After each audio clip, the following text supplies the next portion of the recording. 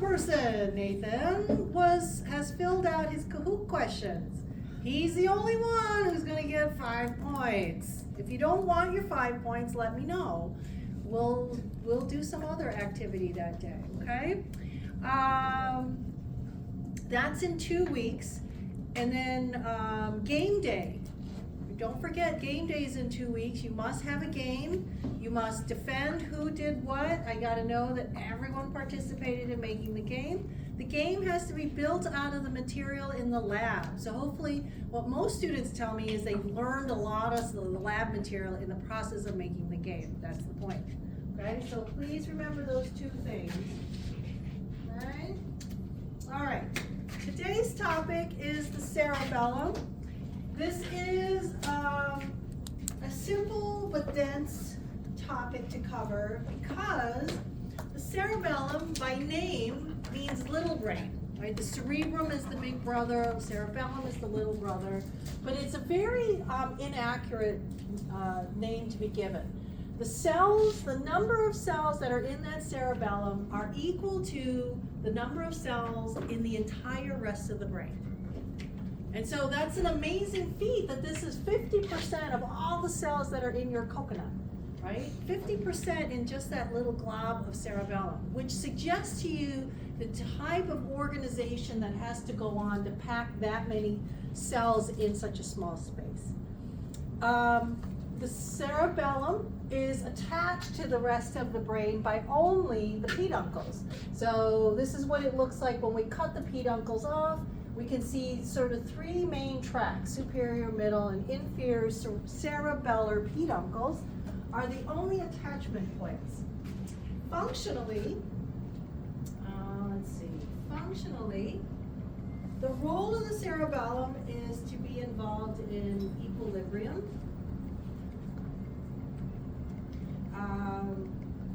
controlling muscle tone, and posture.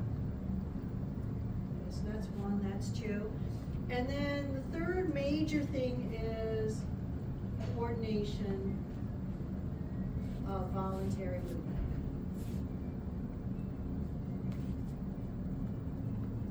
Okay.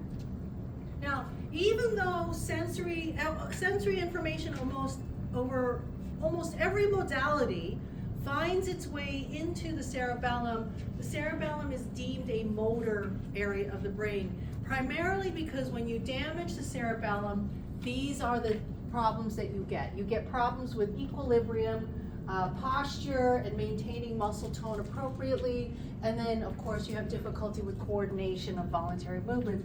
Therefore, it's deemed a motor area of the brain. But don't be fooled.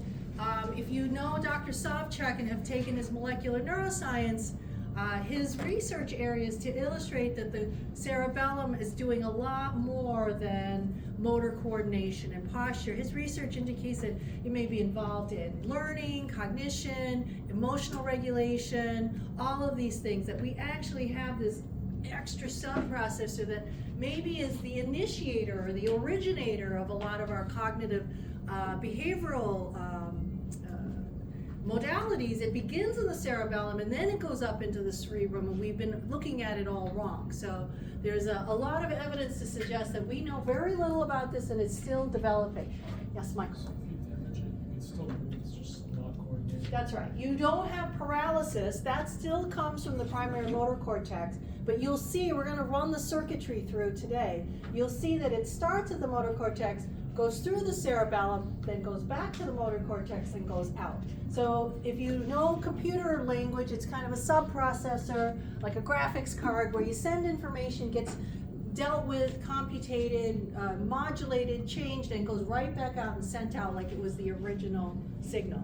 So we'll see this kind of design in the brain, both here in the cerebellum, and later you'll see that in the basal ganglia. It's another thing that modulates, smooths, coordinates, but it's not the source of the original volition of motor behavior. Okay? Now, the surface of the cerebellum is really extensively folded. So convolution takes on a whole different meaning when you are in the cerebellum. We have all our sulci and gyra and our cerebrum, but here we have these really deep fissures. Okay, so we call them these fissures, and then the fissures themselves are folded again, and we call those folia, right? Like leaves. So that's why when you cut the cerebellum in half, we call that the arbor vitae, the tree of life. We do a lot of tree analogy going on in here, okay? Because of the folds, and the folds are folded, and the folds are folded again, that's how we're able to pack that many cells in an organized manner in such a small kind of lump of tissue.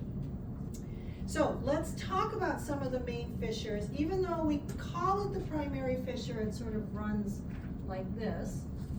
It's not easy to see, right? It doesn't stand out when you look at the specimen of cerebellum. You're not going to like, oh, that's the primary fissure. You just have to pick one and go with it. And the primary fissure divides the anterior part of the cerebellum to the posterior. So anything above that blue line is the anterior lobe, and below that is the posterior lobe. So those are our two big divisions. Our other primary fissure is the posterolateral. Posterolateral fissure is on the other side. It's along the flocculus nodulus flocculus configuration. So normally you don't really see it very well because there's a big brainstem sitting in front of here. But this fissure right here, I'll draw it out, is the posterolateral, and it divides the flocculus nodulus away from the rest of the cerebellum. Okay? So you can see the flocculus here on either side. The nodulus is the middle portion, so it's flocculus nodulus. Flocculus makes up the floccular nodular lobe. Okay? Any questions so far? Just labeling our cerebellum. Okay? So that's a horizontal division. We can also do it vertically. One of the ways we do that is the vermis. Vermis in Latin or Greek, I can never remember, means worm. Okay? So it looks like a little worm. So the vermis is anything down the very central side. So this is the vermis, it looks obvious, but this is also the vermis here, right down on the other side. So it goes all the way around. And then you notice the nodulus is sitting in there. So the nodulus is the vermal part of the floccular nodular lobe. Does that make sense? Okay. Now, there's the vermal section, and then there is the paravermal, para meaning, you know, about, or the intermediate zone. So it's the paravermal zone or intermediate zone, depending on which anatomy book you pick up. And it's an arbitrary invisible dividing line, roughly a little bit on either side of the vermis. And that divides an intermediate section. And then beyond that, from that paravermal line to the very edge is our lateral zone. So we have a very central zone, the vermis, the intermediate or paravermal, somewhere halfway or less than halfway towards the edge, and then the lateral zone. Okay? So that's how we divide the anterior, posterior, and then we go cross section it the other way, middle, less middle, very edge. Okay? The other thing that I want to point out to you is the tonsils. They get their name because they kind of look like tonsils, but these are the tonsils of the cerebellum. So in the tonsils, we have like this middle uvula thing, and we have tonsils on the other side. We see that here, tonsilus. It's sometimes called the nodulus, kind of like the uvula stand in. But basically, when you look at the bottom and tip the brain upside down when it still has its brainstem, it looks like kind of like tonsils. The reason I point this out is because it is a vulnerable part of the cerebellum that can become herniated. Herniation is any time you pass the barrier that you're not supposed to pass. Like when you have a hernia, it's often your intestine is squeezing through the muscle wall that it shouldn't. It's poking out, and that's not a good thing. So in this case, this is a tonsillar herniation.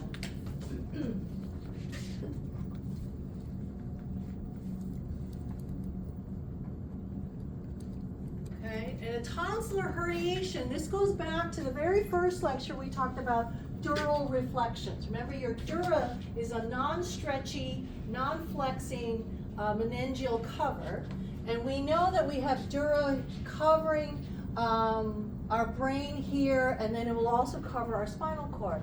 But if you have enough pressure coming down, you can squeeze those tonsils out past where they should be going. So they'll get by the dura and squeeze out. And this is called a Chiari malformation.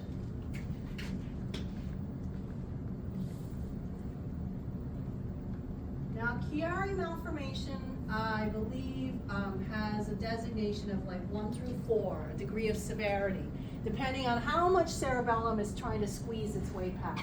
People with a Chiari malformation level 1, you probably wouldn't notice a lot of difference in their behavior and their ability, but a level 4, they'll probably, come close to death, because now you're squeezing too much cerebellum past the important areas of our brainstem, like the reticular formation that's involved in your respiratory and cardiac function. So you don't want to cut off function in the brainstem. So Chiari malformation can range in quite a big spectrum. Yes? So is that radiating through dura or through the foramen magnum? Foramen magnum. Yep. So this diagram shows all the other ways that a dural reflection can be involved in movement of tissue. So for example, in A, what dural reflection is that piece of brain trying to squeeze around? You guys remember? The falx cerebri. So the falx cerebri, there is space. It's like a fence board, and you can kind of squeeze under it like Peter Rabbit. And so if you have enough force, let's say a subdural hematoma like this that's really pushing a lot of pressure, and your brain has got nowhere to go but to the weakest spot, so it'll try to slip under some space. So A is a herniation under the falx cerebri. C, let's do B. B is the tentorium cerebelli, right? So you have enough force going down, and so you get around that tentorium cerebelli, and you get an uncle. This is called an uncle herniation because your uncus is trying to squeeze under that immovable membrane. C is the diaphragm sellae. You have enough downward force trying to get past that small little ring that's allowing the pituitary stalk to pass through. You can squeeze brain tissue through there. And then of course D is if you have opened up the dura, let's say you've damaged with a blunt force trauma, you've broken the skull and you've torn into the dura, so now there's no resistance, right? So pressure, then you can, it's always bad when you see brain tissue squeezing out of anything. That's usually a terrible sign. Owen. You can live from that, but usually it's not the case because there's just so much damage that's done around it. Yes, you can live, but you don't get away scot-free. Oh. Yeah. Anytime you see brain matter, you can tell in the TV show Brain Matter, oh man, just let's walk away. Like, it's a very severe thing. It's a very difficult thing to contain in the very short amount of time you have. Remember, we talked about in the vascular lecture how many seconds you have before, and we're on 10 to 20 to 30 seconds you have before you have like catastrophic death of brain cells, right? So you're not getting away without an effect, but yeah, you may live. Anyway, so that's a very nice diagram to show that type of herniation. Nathan? So the tonsillar herniation and Chiari malformation are like the same thing, just different ways to describe it. Yes, Chiari malformation is the pathological name. I think Chiari was a neurosurgeon who got to name that, and so that's your pathological situation. But generically, it's a tonsil herniating through into the foramen magnum. Okay. So, okay. Let's move on to the attachment points. These are the peduncles. These are the only places that the cerebellum is attached to the rest of the brain, the brainstem. So we need to know a little bit about each. The inferior cerebellum, peduncle. And you can, I don't know if you can quite see the colors, but there are 3 different colors. There is a dark red, a purple, and a blue. So to show you the differences of the 3. The inferior cerebellar not cerebellum, cerebellar peduncle, is mainly composed of afferents. Remember what afferents mean? That go to the cerebellum from the spinal cord and brainstem areas. So this is an in pathway, meaning it's going into the cerebellum.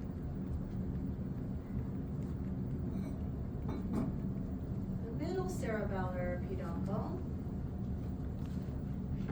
is also an in pathway. It's the largest of all the three, and it contains the afferents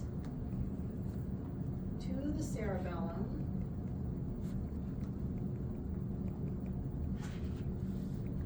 from pontine nuclei. Who can tell me if these are ipsilateral pontine or contralateral pontine nuclei? I mentioned it once. Nope, it's contralateral. Remember, they cross over the pons.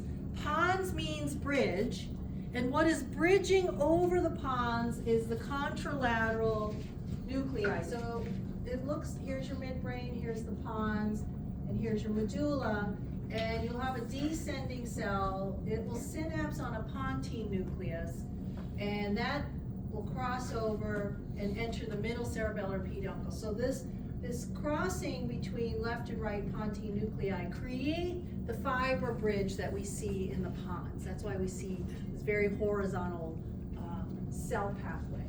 Okay? So these are, and this makes a difference later when we have to consider what happens when we have a unilateral cerebellar lesion or unilateral cerebellar damage. Do I get the effects on the same side or the opposite side? Okay, so keep that nugget of trivia in your head for a second. So this is an in pathway. It's our biggest in pathway. Middle cerebellar is our biggest peduncle. And then we have the superior cerebellar peduncle. Okay, so this is not an in, it's an out pathway, so it's an efferent from the cerebellum to the red nucleus and thalamus. Okay, so this is an out. Make sense? So while I show you in and out, there is some caveat that in some cases there is a little in going on in here and etc. So it's not 100% foolproof, but generally these are efferent pathways up here, and the superior cerebellar generally is an afferent pathway. Or, I'm sorry, the other way around. Afferent, and this is an efferent pathway. Okay. Any questions? Yes? Do the signals from the cerebellum to the red nucleus, are those ipsilateral? They, I believe, are contralateral. They are contralateral to the thalamus. So when they leave to go to the thalamus, they cross to the opposite side. And I think that's true for the red nucleus. That's a great question. Okay. All right. So the next character in this drama we need to know are the deep nuclei of the cerebellum. So you can see there is a lot of parallelism and sort of controlled organization in the cerebellum in order to get away with the idea that we have as many cells in this little blob as the whole big blob. And the way we do it, or the way the cerebellum does it, is to be highly organized. So remember, we had divided the cerebellum into the verbal portion, the paraverbal portion, and the lateral portion. So we have 3 deep cerebellar nuclei that are responsible for each of those sections of the cerebellum. Okay? So the way the loop works is that we have cells in the cerebellum proper, and then they project to a deep nuclei, And then from the deep nuclei, then they go to all the different other parts of the brain. So we have kind of this circular organization. So we start with the cells that are out in the cerebellum. They project to their appropriate deep nuclei. The deep nuclei then send out back to non-cerebellar targets. Okay, so we're going to go and run the circuit on every one of them. Now, so who are the deep nuclei? The fastigial nucleus is all the inputs from the vermis and some from the flocculonodular. So that's all vermal control, is through the fastigial. Then the intermediate zone, or the paravermal zone, they use this interposed nucleus, which is really two nuclei together, but we'll just call it interposed. Okay? So this is coming from paravermal or intermediate zones.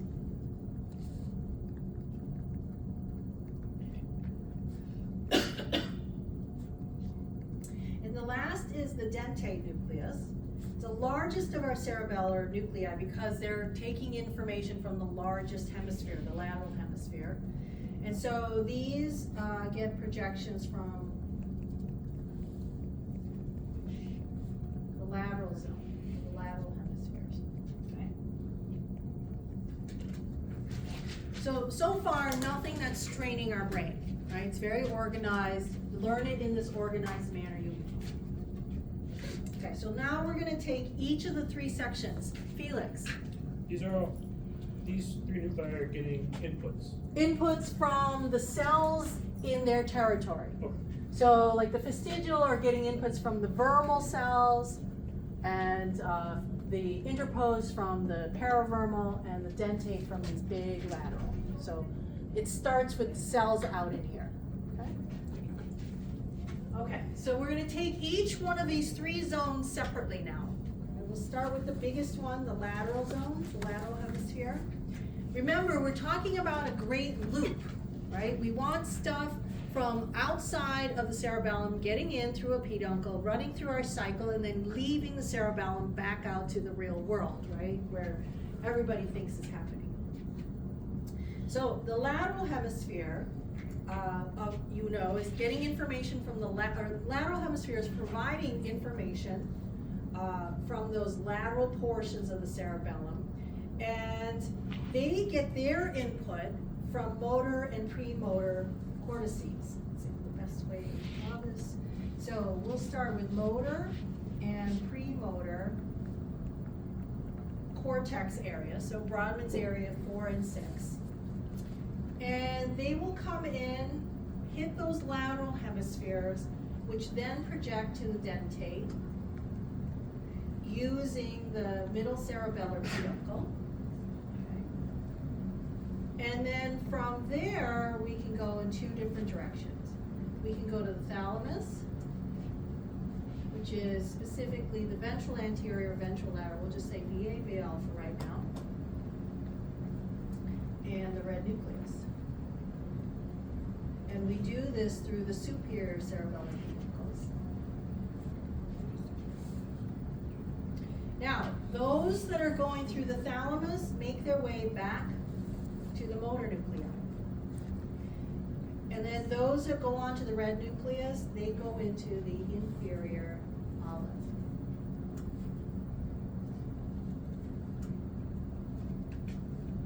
Anyone have questions about this pathway? Yes, Felix. Where are the red nucleus located? They are in the midbrain, Midbrain. Thank right? you. Right above the substantia nigra, the cerebral peduncles. We'll point them out in the lab. Okay. Any other questions? Me? Now this projects back to motor Yep. and premotor, or just motor? Both motor and premotor. So what's happened is the motor information that came out of here kind of got refined, kind of smoothed out, and they send it right back, and then this sends it out as a cortical spinal piece of information, as if it never involved the cerebellum. So, now, This one is less corticospinal because of its functionality. The lateral hemispheres are important for planning. If you don't think I'm gonna make a question about the role of each hemisphere, you'd be really surprised. So, planning of movements is the responsibility of this circuit and the lateral hemisphere. How do we know this? Because studies have shown that the dentate won't fire during the actual motion of the voluntary, whatever, animal is asked to reach for something. It actually fires right before movement occurs. So this is involved in the planning of movement before the actual movement occurs. Now, the question is, if I have unilateral cerebellar damage, am I going to get ipsilateral or contralateral deficits of the body?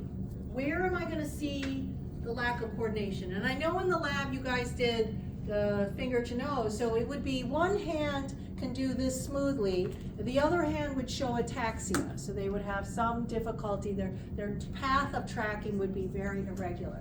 Patrick? It would be, why? Because it crosses twice, once in the middle. Yes. So it's an ipsilateral to the cerebellar damage. So if I have left cerebellar damage, I'm gonna see the effects on the left side of my body, left hand, left foot, if I'm doing the shin, heel to toe. There's a test where you rub the back of your heel along your shin on the other leg, that becomes irregular. So it would all be on the ipsilateral side, okay? Because that original movement, let's say it's my left cerebellum that I've damaged, that information started from my right motor cortex, went to my pons, hit that pontine nuclei, and then that crossed over into the left peduncle, right? And then processed itself in the left part of the cerebellum, and then comes back, and I said that it crosses again in the thalamus. So it then goes back to that other side and goes back to the right cortex, right? So everything originates on the right side, but on the deficit side, it would be ipsilateral. Make sense? Okay. Just remember ipsilateral. You don't have to worry about how many times it crosses. Everything crosses twice. Any questions about lateral hemisphere circuitry, its functional role of planning movements, the two locations of where it goes? Straightforward. I couldn't make it any more simple. Yes, Steve? I need to know how this is for your outlet. Yeah, I mean, you'll want to know in the lateral hemisphere, the targets are either the thalamus or the red nucleus. Yeah, and how, you mean? Yeah, like is there, it doesn't take any other pathway to get to the outlet from the red nucleus? No, I won't tell you that. There is, but it's all right. There's some degree of minutia that even I get really bored with, so I won't teach you all the names. But yeah, somebody has named it and probably divided it 6 times. The superior and the inferior and the medial lateral and the dorsal, yeah. Did they name it after themselves? Always. I was always trying to think, when I was in grad school, I'm gonna name something after my Choi of nucleus. Okay. So if it goes to the red nucleus, does it also circle back? No, in this place, this becomes a more, it does, but we're not gonna get into, but the inferior olive then goes to like vestibular nuclei. It's not as obvious pathway anymore. So it then it can go to the spinal cord, it can go to the vestibular, it becomes more involved in orientation. Okay? Okay. Let's do the next one, the medial hemispheres, right? It's getting information from the paravermal cells. So, in this we can get input from the spinal cord or the motor cortex. Those are the two big contributors that go to the medial hemisphere cells. And as you know, they are the targets of the interposed nuclei. And from the interposed nuclei, we can go to either the thalamus, okay, so same thing, VAVL, or the red nucleus. And then from the thalamus, we go right back to the motor cortex, and we now become more traditionally the cortical spinal tract, because this pathway is involved in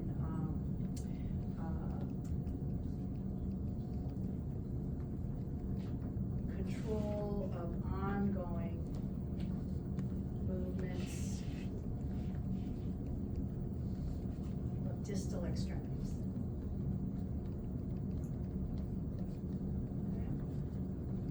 So from here, you could say, going back out of the motor cortex through the cortico-spinal tract, the thing that we're most familiar with.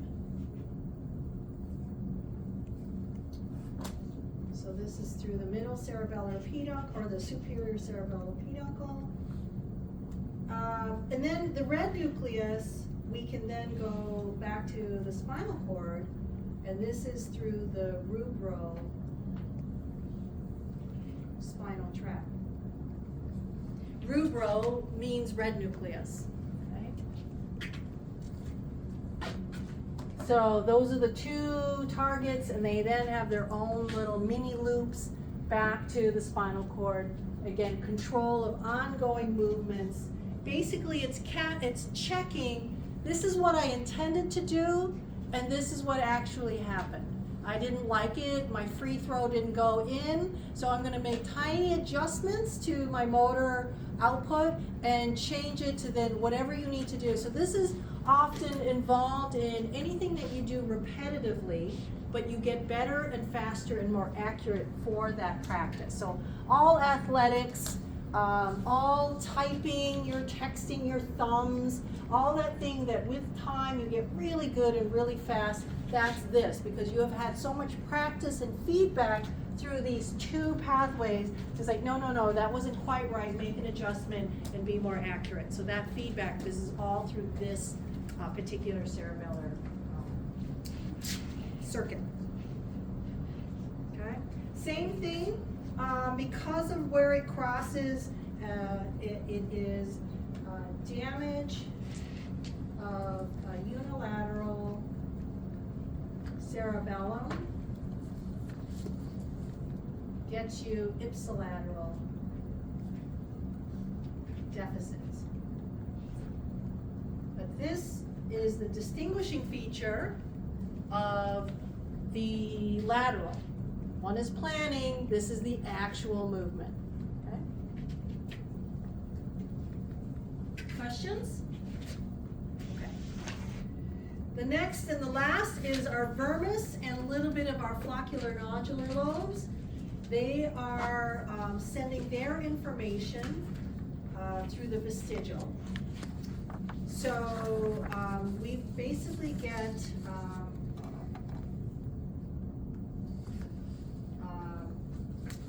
what's the word? Oh, vestibular.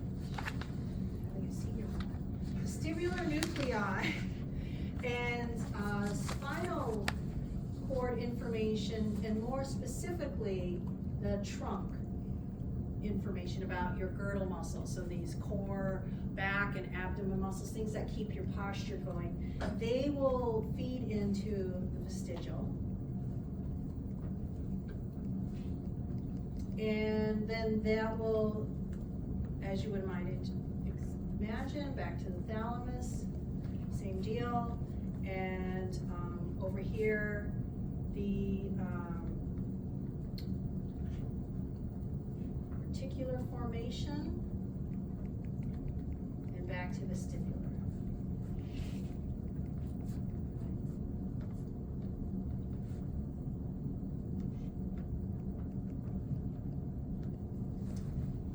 Now, this pathway is the uncinate fasciculus. Didn't think that would come back at you. Okay, so the uncinate fasciculus, right? Uncinate fasciculus, and then my favorite word is this pathway used the juxtarestiform. Isn't that an awesome word? Who thought of that? Juxtarestiform. is the pathway used from the vestigial back to the reticular formation and back to the vestibular nuclei, where the uncinate fasciculate takes it to the thalamus. Oh, thalamus, and let me add one more thing, and the tectum. Thalamus and tectum, okay? Now, this area not only receives information from the vermis, but this midline vestigial set of cells also picks up stuff from the floccular nodular lobe.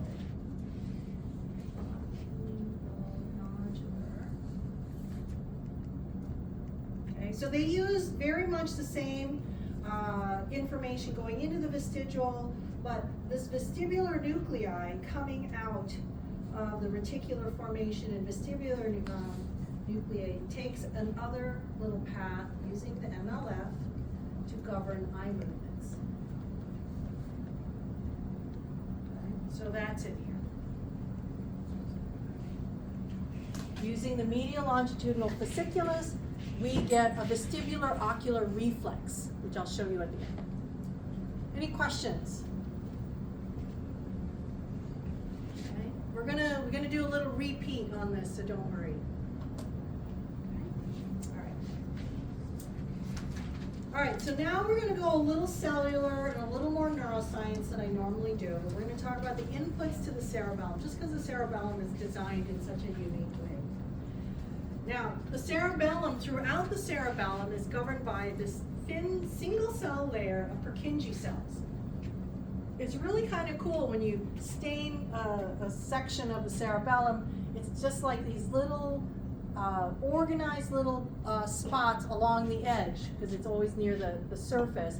The Purkinjes, they don't scatter, they don't go random, they're just in a single line all the way through any section of the cerebellum you've cut.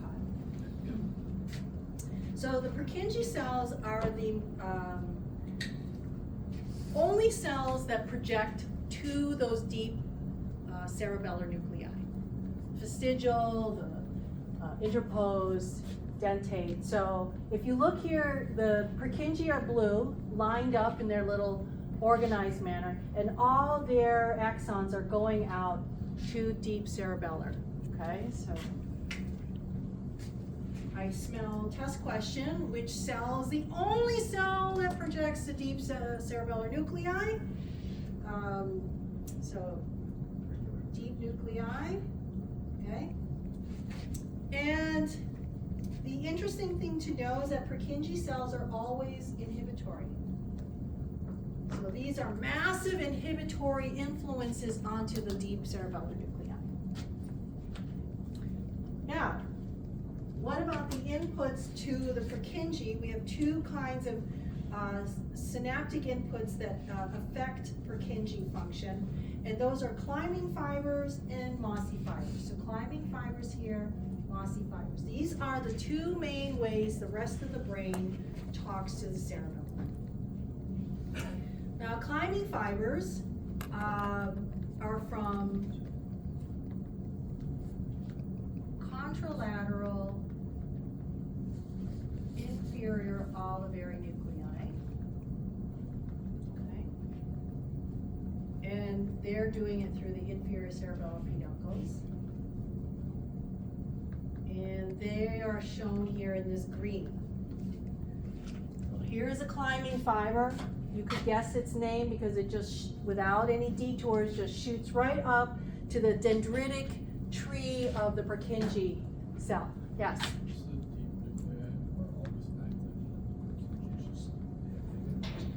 They're always getting signal from, yes, so they're always getting their modulatory signal from Purkinje cells through inhibition. Okay.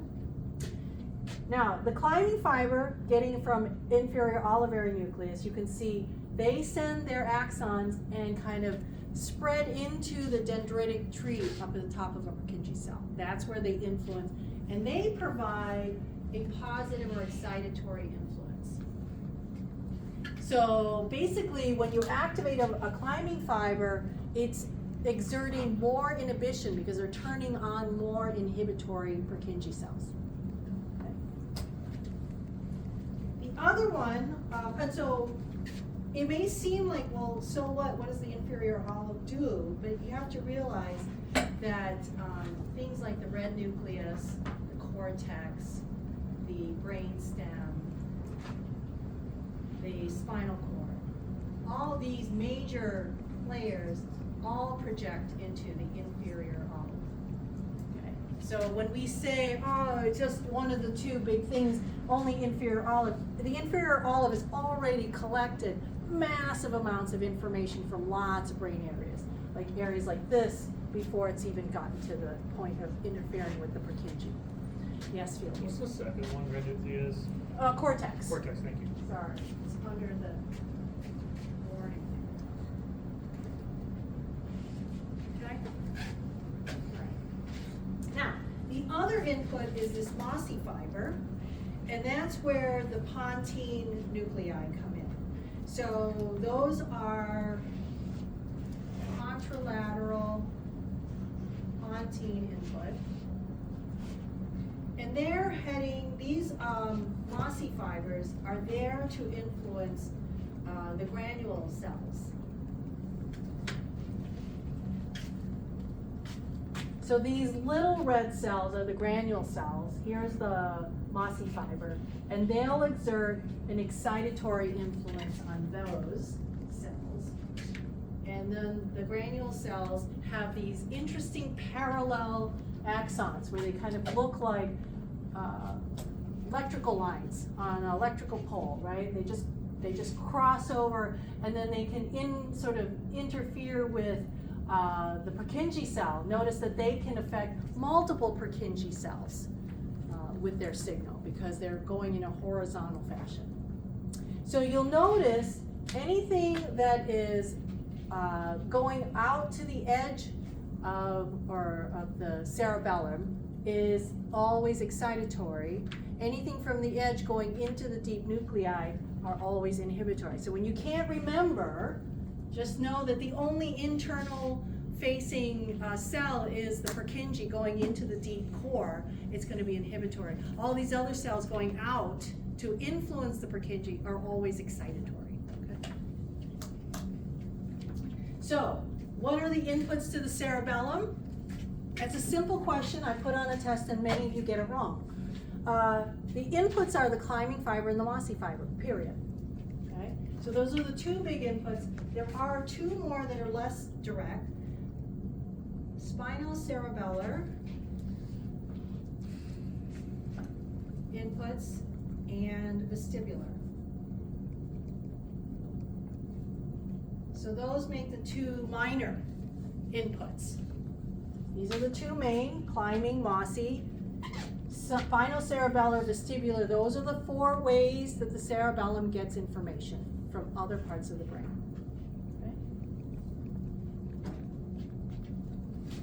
Okay? But these have less distinct pathways.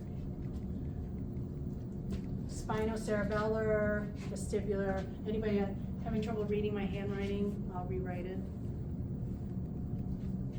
I realized, did you guys ever learn cursive writing in school? You did. My kids were not taught that, so they can't read my handwriting. They can't just always figure out half my letters. I wondered when they stopped teaching it, so not you guys. All right, questions? Yes, Aya. So the mossy fibers are excitatory, but they really have an inhibitory effect because they're exciting inhibitory Purkinje cells. Yep. And then climbing Are also is also excitatory. excitatory. So they all have an excitatory, they're all there to turn on inhibition. The distinguishing feature of climbing is the climbing fibers do it directly.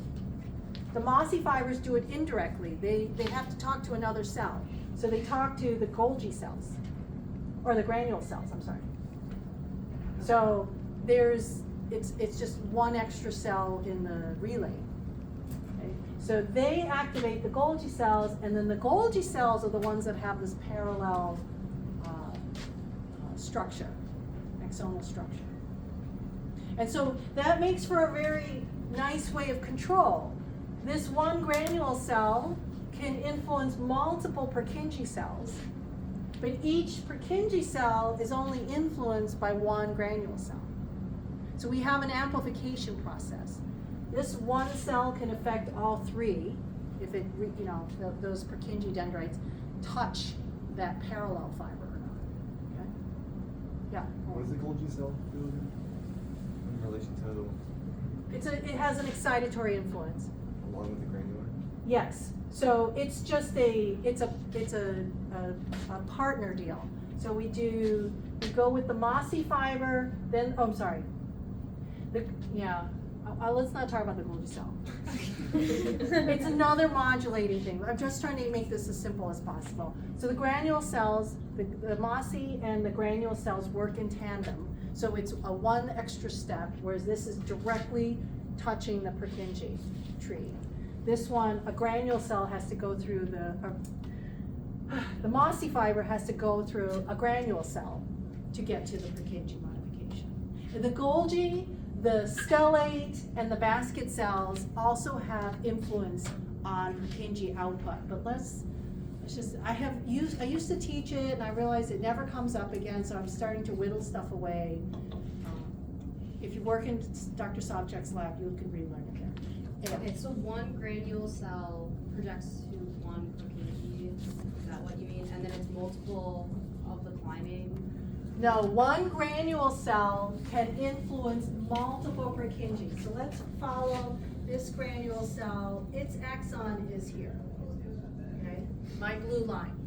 But notice that blue line is touching the dendritic tree of these two Purkinje. So this one granule cell can influence the output of these two. But if you look at a Purkinje cell, it can only touch one granule. It's not reaching, even though it looks like it could, they don't reach to the other parallel fibers. They tend to make a single synaptic connection. It's just an interesting way of amplifying this one kind of signal. All right, we're belaboring this point. That's more interesting stuff. Okay, so let's do a quick recap of what's happening of the outputs. We've already done the outputs, so we'll just do it really quick. So we'll go from A, B, and C, which is the lateral. So we'll do A, which is corresponding to the A on the left side. Remember, this is motor or premotor areas of the brain. They find their way to the dentate through the lateral hemisphere, and they can go to the thalamus, which is VAVL, or they can go to the red nucleus. And then from there, the thalamus, we go back to the motor cortex, and the red nucleus goes to the inferior olive. Remember that the most important thing about this is that this circuit is for motor planning. Okay. B, we have the intermediate zone, so this is motor and spinal cord, going to the interposed deep cerebellar, interposed nuclei. This too goes to the thalamus, VAVL, or goes to the red nucleus. From the thalamus, we go back to the motor cortex, becomes the cortical spinal tract. From the red nucleus, we go back to the spinal cord, it becomes the rubro spinal tract.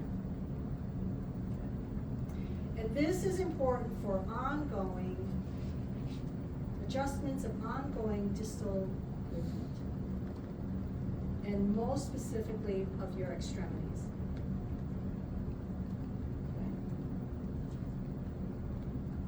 C, this is the most inner part, the vermal part. This is vestibular nuclei or the spinal cord. Okay. End up in the vestigial nucleus of the deep cerebellum. And we can go to the thalamus, like we have already. We use the uncinate fasciculus, uncinate, to get there. and then go back to the motor cortex and the tectum. Or we can go to vestibular nuclei and the reticular formation via the juxta-restiform body. And then an offshoot of this is the MLF to do eye movements.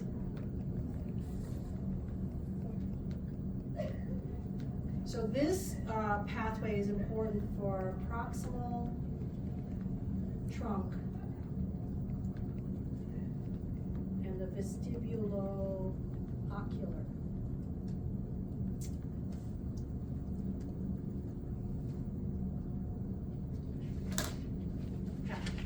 Okay, so it makes sense if you look at the source of information. You need vestibular information and spinal cord, right? Your spinal cord has to tell you like where your core is leaning and bending, how are you fighting against gravity, right? Because these are anti-gravity circuits, this last one. So it keeps your posture going, keeps you knowing which way is up, right? So when you're in a, county fair fun house and you're doing something like this, you always manage to adapt because of this particular circuit. As the world is changing, information your spinal cord is providing, oh, we're tilting, we're leaning, we're going backward, forward. It goes back in here, goes back to vestibular information that says, oh, then compensate with the other set of muscles, swing yourself back. So you can see that it makes a very nice, logical circuit.